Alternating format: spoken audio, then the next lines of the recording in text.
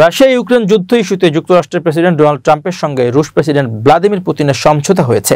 Putin নিজেই এই তথ্য জানিয়েছেন। গত রোববার চীনের পর্যটন শহর তিয়ানজিনে শুরু হয়েছে রাশিয়া চীন নেতৃত্বাধীন আন্তঃসরকার জোট সাংহাই কোঅপারেশন অর্গানাইজেশন SCO এর সম্মেলন। সোমবার সম্মেলনে দেওয়া ভাষণে পুতিন বলেন, শীঘ্রই ইউক্রেন যুদ্ধের অবসান হবে বলে আশাবাদী তিনি। ভাষণে রাশিয়ার প্রেসিডেন্ট বলেন, ইউক্রেনে যুদ্ধ অবসানের জন্য চীন এবং ভারত উভয়ই অনেকদিন ধরে বিভিন্নভাবে চেষ্টা করছে।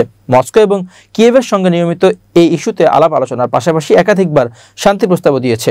ভারত ও চীনের এসব প্রচেষ্টা সত্যিই খুব প্রশংসার যোগ্য। সম্প্রতি আলাস্কায় ট্রাম্পের সঙ্গে বৈঠকের সময় এই ইস্যুতে কিছু সমঝোতা যুক্তরাষ্ট্র ও রাশিয়ার মধ্যে হয়েছে। আমি আশা করছি যুদ্ধাবসানের যে লক্ষ্য আমরা নিয়েছি, এসব সমঝোতা সেই লক্ষ্যে পৌঁছানোর জন্য সহায়ক হবে।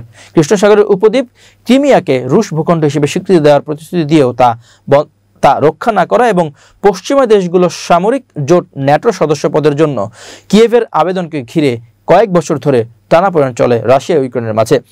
এই টানাপোড়েনের এক পর্যায়ে পুতিনের নির্দেশে 2022 সালের 24 ফেব্রুয়ারি থেকে ইউক্রেনে শুরু হয় রুশ বাহিনীর সামরিক অভিযান, যা এখনও চলছে। যুদ্ধ শুরুর পর রাশিয়ার অর্থনীতিকে পঙ্গু করে দিতে যুক্তরাষ্ট্র ও ইউরোপ দেশটির উপর শত শত নিষেধাজ্ঞা চাপিয়েছে। জাতিসংঘ এবং তুরস্ক, বেলারুশ সহ বিভিন্ন দেশ কয়েকবার আলোচনা ও কূটনৈতিক তৎপরতার মাধ্যমে এই যুদ্ধ থামানোর চেষ্টাও করেছে, কিন্তু যুদ্ধ থামেনি।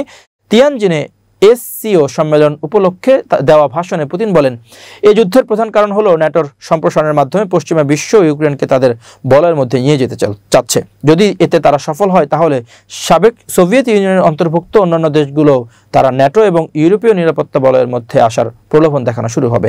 আর যদি সাবেক সোভিয়েত ইউনিয়নভুক্ত রাষ্ট্রগুলো ন্যাটোতে যোগ দেওয়া শুরু করে, তাহলে তা হবে রাশিয়ার আঞ্চলিক নিরাপত্তা ও ভৌগোলিক অখণ্ডতার জন্য সরাসরি হুমকি। পশ্চিমা বিশ্বকে অবশ্যই এই অঞ্চলের ন্যাটোর সম্প্রসারণ বন্ধ করতে হবে।